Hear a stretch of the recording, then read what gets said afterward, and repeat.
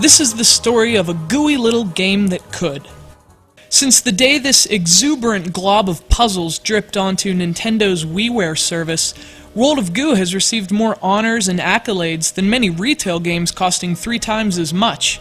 Sliming its way into the hearts of critics and writers across the country, World of Goo is widely regarded as one of the best and most innovative games not only on WiiWare, but on the Wii period.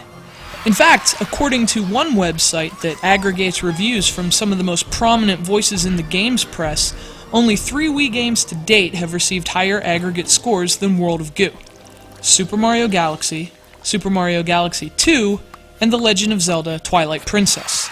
And on a Nintendo platform, there's no company more elite than that.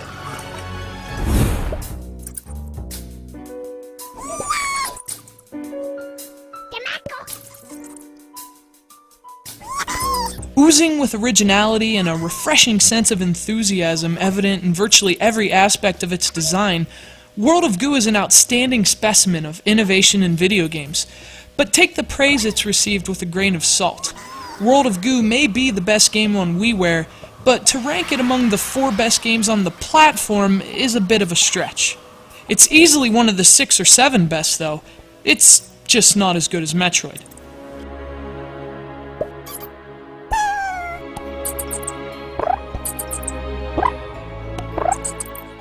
Perhaps as much as the game itself, what makes World of Goo so remarkable is the story behind it.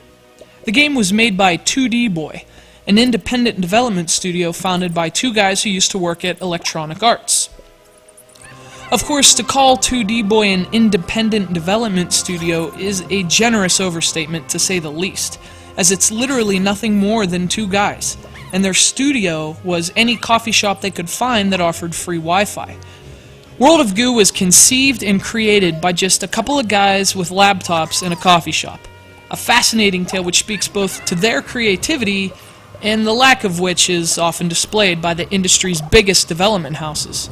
Evidently, millions of dollars in resources and budgets still can't buy a good idea. And if nothing else, World of Goo is definitely a good idea. An intoxicating and sometimes eerie amalgam of unique influences. The visuals are Tim Burton, the music is Danny Elfman, and the gameplay is undeniably Isaac Newton. World of Goo is a physics-based puzzler which tells a strangely compelling tale about living blobs of goo and a mysterious corporation which harvests them for use in everything from cosmetics to, most prominently, a bizarre drink.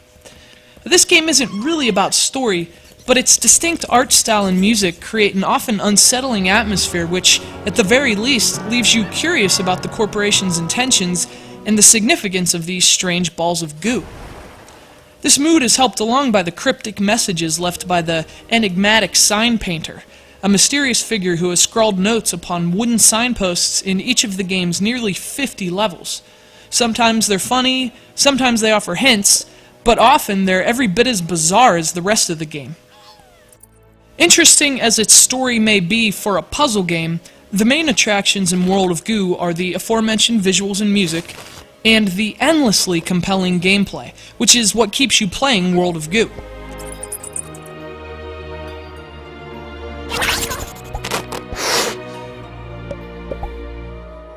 The game is built upon a simple concept: get the goo globs to the pipe. But fulfilling this objective is a much more difficult proposition, as you'll have to build all sorts of gelatinous structures and overcome goo-splattering obstacles to do so. You'll have to build towers and bridges, all of which jiggle like jello and really test your knowledge of physics. Indeed, while it may seem as though you're playing with 2-eyed blobs, what you're really playing with in World of Goo is gravity, and you'll need a keen understanding of it to fulfill each level's quota of goo. The concept is simple enough that anyone can understand it, but as with the very best video games, World of Goo elaborates upon it as well.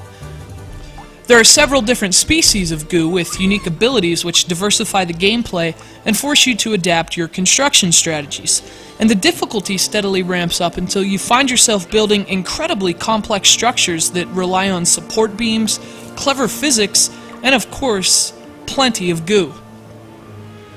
World of Goo is also available on Windows and Mac OS X, but I'm playing the WiiWare version here, which uses the Wii remote to point at goo balls and drag them into your structures, and it feels very smooth and satisfying. Whichever version you go with, however, you'll be experiencing an incredible release, which by itself epitomizes the reasons for the digital distribution of tiny budget games with mega budget ideas. With aesthetic charms and a clever originality that rivals some of the best full-priced Wii games, every Wii owner should consider getting GOO in the Edward Scissorhands meets Newton's Apple realm of World of Goo.